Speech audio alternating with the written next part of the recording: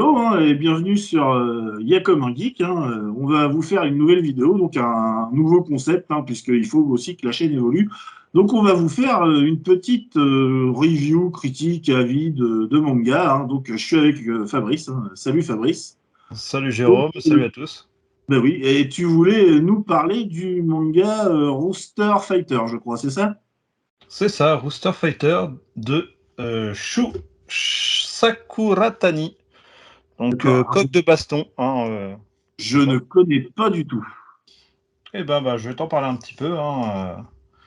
Ça va être l'occasion et moi j'ai trouvé Exact. ça super sympa. Donc je me suis dit c'est peut-être le bon moment de justement te proposer ce genre de vidéo sur ta chaîne. Exactement, ouais, justement, j'y réfléchissais aussi, mais c'est vrai que j'ai pas beaucoup lu ces derniers temps.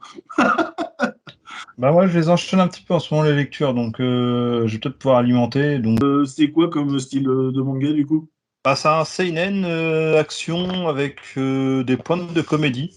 D'accord. Du coup, c'est édité chez Mangetsu en France, qui est le même éditeur justement que la réédition de Frankenstein. Donc, on va dire que c'est un peu le hasard qui l'a mis sur ma route. C'est un... C'est sorti. Oui. Vas-y. Donc, c'est sorti le. Alors, je sais pas si on me. Quand tu recules, c'est bon. D'accord. Donc, alors, c'est sorti le 4 mai. Donc, il y a quoi? Il y a un mois. Ah oui. C'est le tome 1.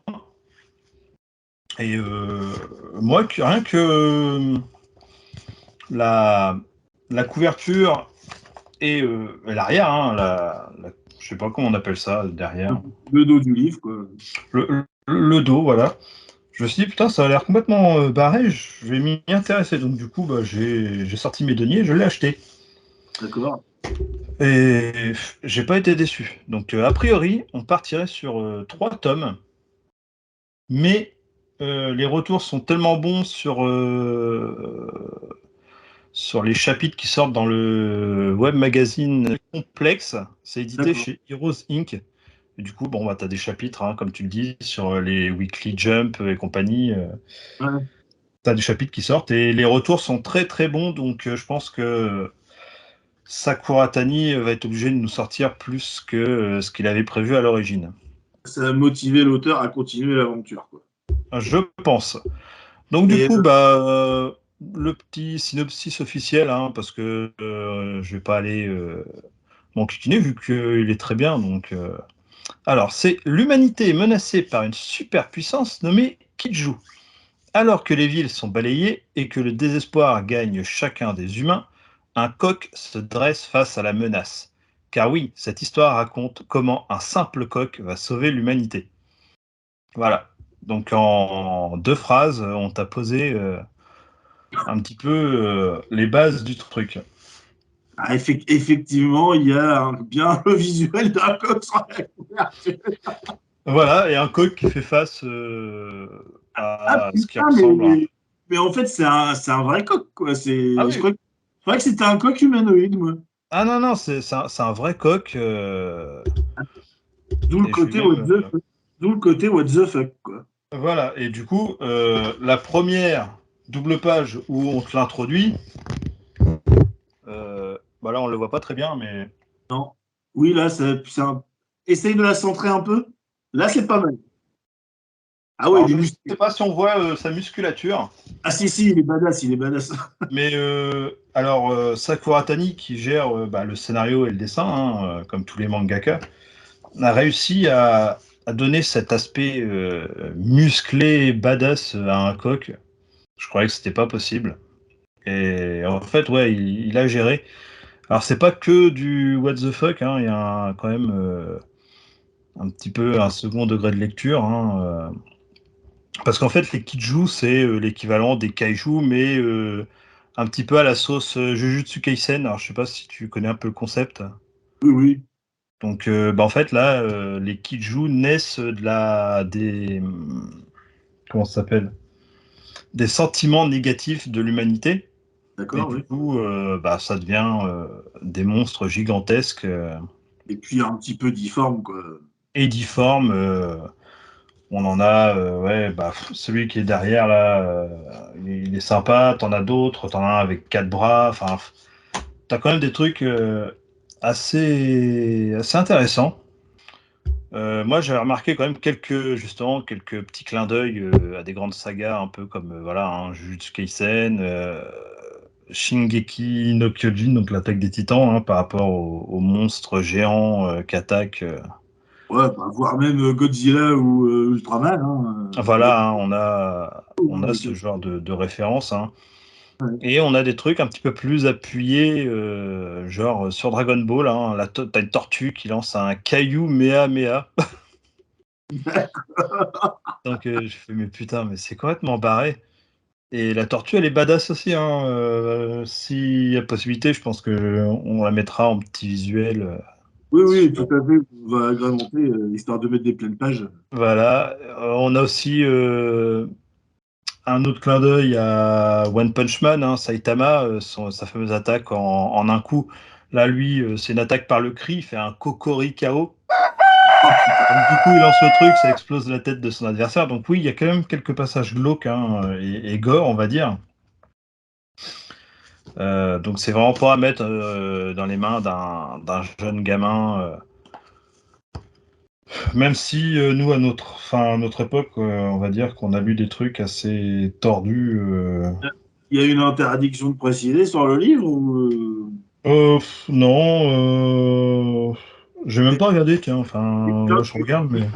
tu me disais que c'est un. Donc, tu dis, t'as bien précisé que c'était un CNN et puis bah, que tu l'avais acheté, il était emballé en plastique ou il était en libre accès Ah non, il est en libre accès comme ça, ouais. donc. Donc, il n'est pas non plus au niveau d'un CNN genre Berserk ou Goblin Slayer où c'est vraiment dégueulasse, quoi. Ah bah, Ça reste quand même assez soft, quoi. C'est de Goblin l'action. Slayer, j'ai acheté le tome 1, il était en libre accès comme ça aussi, hein. Arrête tes conneries. Non, pour de vrai, il était à 3 euros ou 2 euros, je sais plus. Enfin, c'était la fête du livre. C'est-à-dire qu'un gamin de 5-6 ans arrive, il me fout la main sur le bouquin, quoi.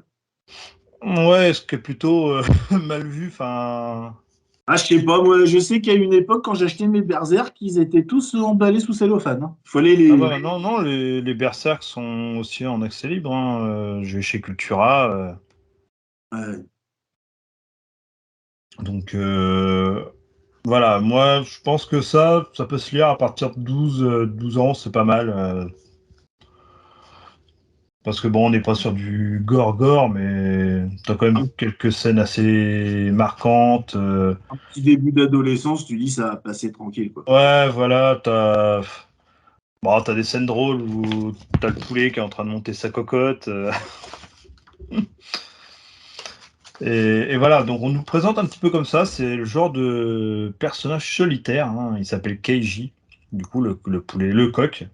J'en veux Ouais. pour un poulet. Euh, Solitaire, il est aigri, il aime pas les enfants, humain, que ce soit humain, volatile. Le mec, c'est un solitaire, quoi. Et, euh, euh, et on sent que quand même, il va quand même évoluer au fur et à mesure. Et en fait, sa quête, elle est pas juste là pour sauver l'humanité. Il en a rien à foutre en fait de tout ça. Lui, ce qui l'intéresse, c'est de venger sa sœur qui a été tuée justement par un Kiju un peu plus tôt. Il nous le raconte. Enfin, il nous le raconte. Oui, On, bah, on le c'est un, découvre au fil des pages. c'est un synopsis assez classique, hein, en fait. Voilà, c'est ça, hein, c'est justement ce que je voulais dire. C'est vraiment, en gros, c'est vraiment l'univers et la façon dont c'est présenté et mis en œuvre qui change vraiment tout. Voilà, on est sur une trame vraiment très classique avec vraiment plutôt les personnages assez différents de ce qu'on a pu voir auparavant, hein. Déjà, Je sais comme pas trop des. c'est pas commun comme héros, quoi. Ah non, c'est sûr que Même un si coq. sa personnalité peut faire refléter à quelques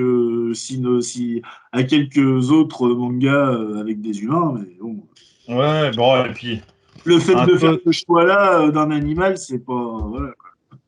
Bah, là, t'es sûr que t'es obligé d'avoir un niveau d'écriture du personnage assez élevé si tu veux faire d'un coq Ah oui, c'est ça. un héros crédible. Ou même du beau dessin, parce que, alors je sais pas si on le voit bien, tu vois, sur cette case-là, hein, Dans le alors, tortue, oui. il est en train de chevaucher une tortue pour aller péter la gueule à une autre bestiole. Donc, C'est franchement, même les créatures, hein, là, je sais pas si on le voit bien, mais Non, mais non, on essaiera de trouver les visuels. j'essaierai de vous mettre quelques visuels, hein. Ça sera plus simple et puis plus visible parce que c'est vrai que c'est un peu flou quand même. Mais non, de ce que j'ai vu, ça a l'air propre, hein. Le dessin a l'air super maîtrisé, super soigné, super Ah oui, carré. oui, c'est super bien maîtrisé, que ce soit dans l'écriture, parce que tu as quand même des passages marrants, que ce soit dans le dessin, c'est maîtrisé, les personnages secondaires, nickel. On arrive à bien t'introduire comment les Kiju ils naissent. Là, on a le droit à une belle édition Mangetsu. Ils ont fait un joli truc. Ouais, Euh, on a des reflets un petit peu. Je sais pas si tu vois les plumes des poulets, enfin des coqs. oui. Tu sais, des fois, ils ont des reflets un petit peu qui ont tendance avec la lumière à devenir dorés et tout. Et C'est-à-dire ben que là, on a le même effet. la couverture est en semi-relief. Non, même pas. Elle est en normal, sauf que ils ont mis Un espèce de vernis, histoire que ça je sais fasse. pas, leur encre à brille et elle reflète avec la couleur. Bon, c'est une édition limitée, alors je sais pas ce qu'ils D'accord. appellent limité parce que j'en ai vu partout. Ok. Donc, mais bon, je me dis 8 balles, hein, je vais Oui, essayer et bien m'en a bah, pris. 8 balles, ça t'a interpellé, puis du coup, t'es pas déçu, quoi. Ouais, bah après, tu sais, c'est le prix d'un manga, on va dire, standard. Hein, t'es entre 6 et 8 euros habituellement, donc Sûr. Oui, un manga, ça va jusqu'à 10 euros pour les éditions un peu plus grand format. c'est super lisible. La typographie utilisée est top. Parce que des fois, tu as des mangas où c'est écrit tout petit, donc tu galères pour le lire. Exact. Là, c'est juste ce qu'il faut en fait. Donc, franchement, hâte de lire le tome 2 qui sort dans un mois, donc 4 juillet, je crois, si je me trompe pas. Ah oui, t'es au taquet, toi, du coup. Bah ouais, j'essaie de. 6 juillet, pour être plus précis. Et du coup, Mangetsu, qui est un éditeur que je ne connais absolument Ah pas. bah, je ne connaissais pas du tout. Il est, Et, spé- il est spécialisé dans le seinen ou ah bah j'en sais rien, hein, toi, ils sortent ça, ils ont sorti parce que là, t'as deux pays, c'est vrai, quoi. Frankenstein, hein, qui est totalement dans un truc différent. Puis après, un livre aussi, il peut s'acheter au feeling en voyant une couverture qui interpelle, en se Ah promenant. bah c'est exactement le cas pour celui-ci, hein. Moi, c'est vraiment quelque chose, je fais oh putain, ça a l'air complètement con et comme j'aime bien ce qui est con, hein, Et au final, pas que. et au final pas que. Au final, je trouve ça même relativement intéressant parce que tu as quand même une petite critique sociétale supplémentaire par rapport aux naissances des Kidju qui est intéressante. Après, on n'a peut-être pas toutes les cartes en main pour comprendre, hein, vu que ça se passe au Japon hein, en grande partie, donc la vie au Japon est totalement différente de la nôtre.